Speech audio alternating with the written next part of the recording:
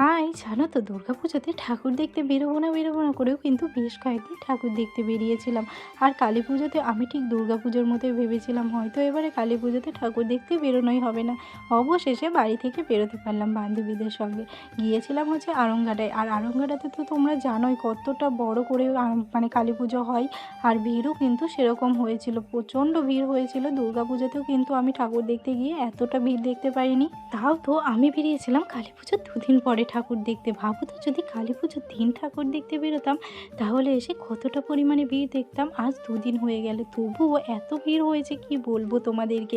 কালী পুজোর প্রত্যেকটা প্যান্ডেলে লাইন দিয়ে দিয়ে ঠাকুর দিয়ে, আর এত বড় বড় লাইন হয়েছে কি বলবো তোমাদেরকে।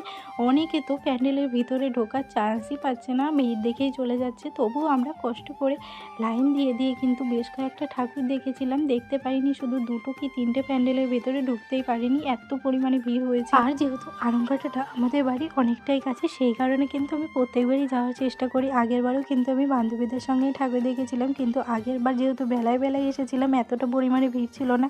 এবারে তো প্রচণ্ড পরিমাণে ভিড়, আর ভিড় হবে নাই বা কেন। এবারের প্যান্ডেলগুলো কিন্তু সব কটাই দুর্দান্ত ছিল, প্রত্যেকটা প্যান্ডেল সুন্দর ছিল এবারে। তো এই পর্যন্ত তোমরা আমার ভিডিওতে যেই কটা ঠাকুর বা প্যান্ডেল দেখলে সব কটাই কিন্তু ছিল একটা মাঠের মধ্যে। আর একটা মাঠের মধ্যে কিন্তু 3-4টে করে প্যান্ডেল হয়েছিল। আর প্রত্যেকটা প্যান্ডেলই কিন্তু অনেক বড় বড়। জানি তোমরা অনেকেই এসেছো আড়ংঘাটাতে ঠাকুর দেখতে, আর লোকের এত ভিড় হবে নাই বা কেন বলো তো আড়ংঘাটাতে। কারণ আড়ংঘাটাতে যতটা বড় করে কালী পুজো হয় ততটা বড় করে হয়তো কোথায় হয় না কালী পুজো।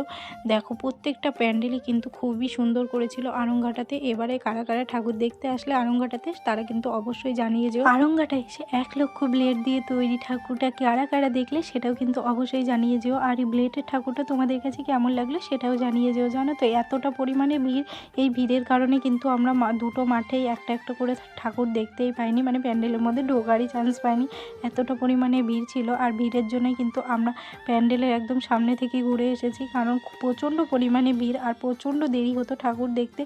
আর অনেকটা রাতও হয়ে যাচ্ছিলো, সেই কারণে আর প্যান্ডেলের মধ্যে ঢুকিনি সাহস করে। যাই বলো, মানতেই হবে এইবারে কিন্তু অন্যান্য বারের তুলনায় আড়ংঘাটাতে প্রত্যেকটা থিম ছিল দুর্দান্ত। আর ভেতর থেকেও কিন্তু প্যান্ডেলের থিমগুলো ছিল দুর্দান্ত দেখতে। আর মায়ের মূর্তিগুলো ছিল এতটা পরিমাণে মায়াবী যে দেখে চোখই ফেরানো যাচ্ছিল না। জানি তোমরা এখন ভাবছো আমরা কি শুধুমাত্র দুজনে মিলে গিয়েছিলাম ঠাকুর দেখতে। আরে না না, আমরা গিয়েছিলাম একটা গ্রুপ মিলে। লাস্টে কিন্তু আমরা দুজন হয়ে গিয়েছিলাম আলাদা, কারণ প্রচণ্ড পরিমাণে ভিড় ছিল আর নানা কারণ ছিল এর পিছনে। চলো আজকের ভিডিওটা এখানে এন্ড করছি, দেখা হচ্ছে নেক্সট কোনো ভিডিওটা। টাটা।